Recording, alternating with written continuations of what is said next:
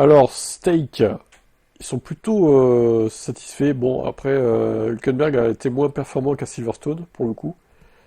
Tu vas nous expliquer ça, Nico. Qu'est-ce qui s'est passé pour lui? Une course assez inhabituelle. Dès le départ, nous avons dû attendre plus d'une heure et demie après le premier tour de formation pour que la météo s'améliore. Perdre des points d'une seule seconde à la fin est évidemment décevant. Nous avons dû faire un deuxième arrêt au stand à environ 11 tours de l'arrivée.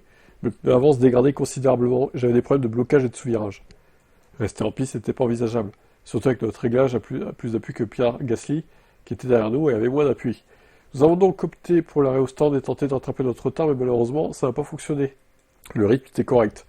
Gabi a marqué de précieux points, ce qui est important pour le constructeur. Une fois de plus, on a prouvé que nous étions compétitifs au milieu de peloton. Un signe positif avant Budapest. Je suis heureux d'être de retour dans le top 10, déclare Bortoleto. Les conditions étaient difficiles. Un départ humide suivi d'une piste sèche rend les choses imprévisibles. Mais nous sommes restés concentrés, avons pris les bonnes décisions.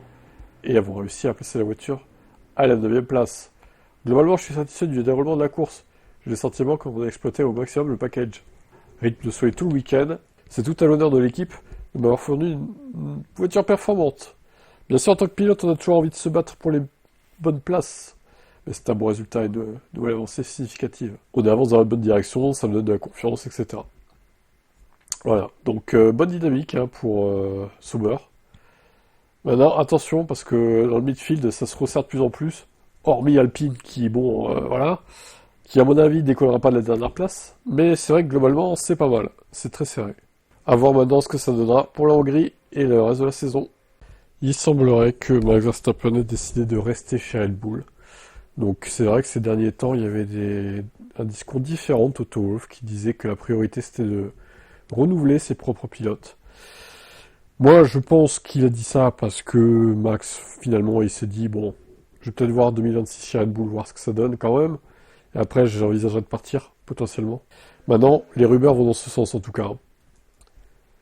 Selon Van Haren, un journaliste néerlandais qui est quand même bien renseigné sur Max et assez proche de lui, de la famille, il est désormais certain qu'il restera chez Red Bull pour 2026, ce qui conforte le projet de Milton Keynes dans sa confiance pour la première année de la nouvelle réglementation. La 4e place d'hier, combinée à la 5e place de Russell, aurait contribué à mettre un terme à ce feuilleton de transfert. Verstappen a en effet assuré sa 3e place au classement au moins jusqu'à la fin de la pause estivale. Il compte actuellement 28 points d'avance sur Russell, qui ne pourra pas le dépasser en Hongrie. La possibilité d'activer la clause tant discutée qui permettait à Red Bull, à la star néerlandaise d'être libérée de Red Bull jusqu'à fin 2028 a donc disparu. Mais quels que soient les détails de son contrat, Verstappen semble camper sur ses positions. Le premier week-end sous la direction de Mekies semble avoir satisfait le quadruple champion du monde, qui compte sagement attendre l'année prochaine. Alors moi, d'un point de vue extérieur, ce que je peux dire, je pense qu'il fait une erreur. J'essaie de me mettre dans la tête d'un fan de Verstappen, et vous, en tant que fan de Verstappen, vous devez vous dire, mais non, putain, Max, fais pas ça, ça va être de la merde Red Bull l'année prochaine, qu'est-ce que tu vas faire? Tu vas jouer 7, 8, 9, 10, pendant que ton équipier il sera 13, 14, 15, ça se trouve. Ouais, vous avez raison, en vrai.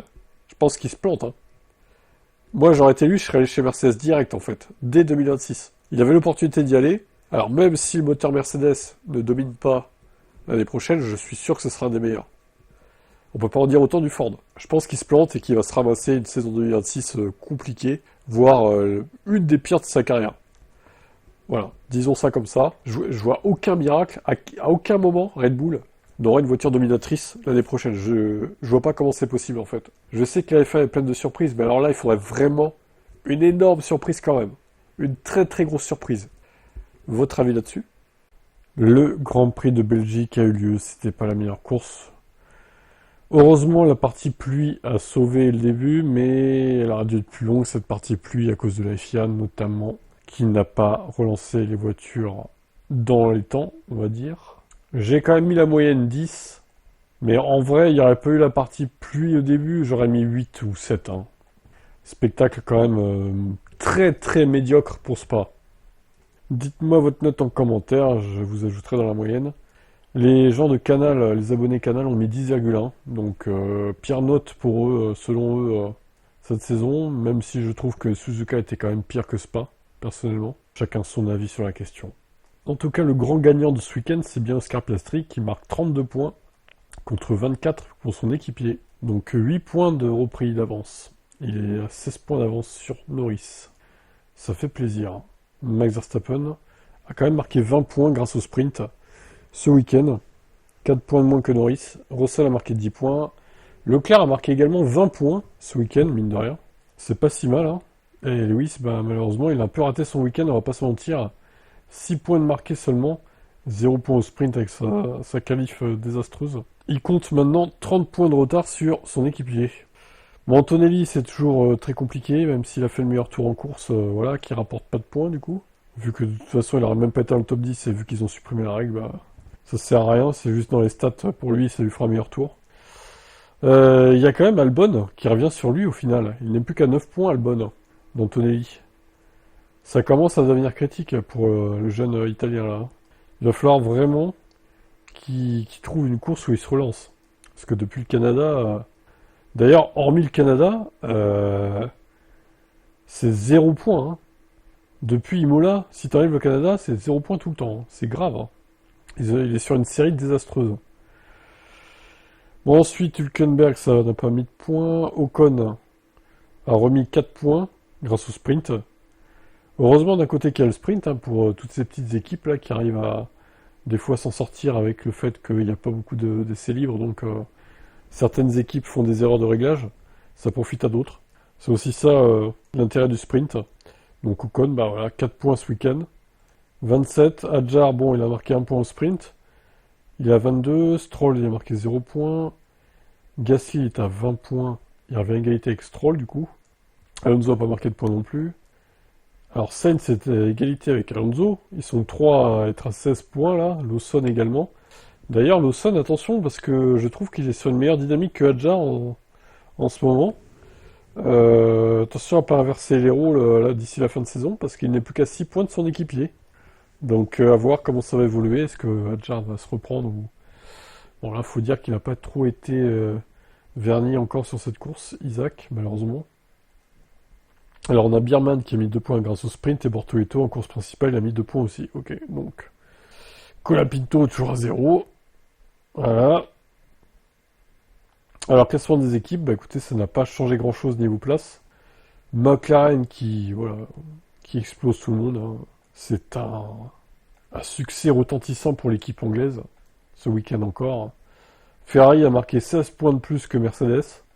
Et Red Bull a marqué 10 points de plus que Mercedes ce week-end. Donc Red Bull revient encore sur Mercedes. Tout comme à Silverstone, ils avaient repris des points.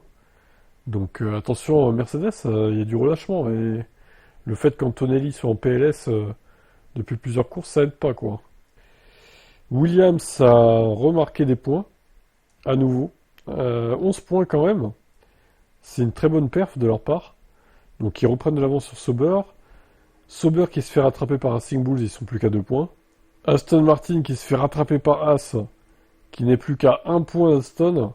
Oh là, l'humiliation continue pour Aston Martin, hein. Bientôt 9ème au classement constructeur, hein.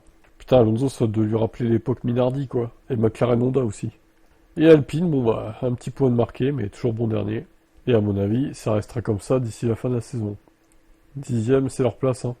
Vu la voiture, il peut pas faire des miracles à chaque course, Gasly non plus, quoi.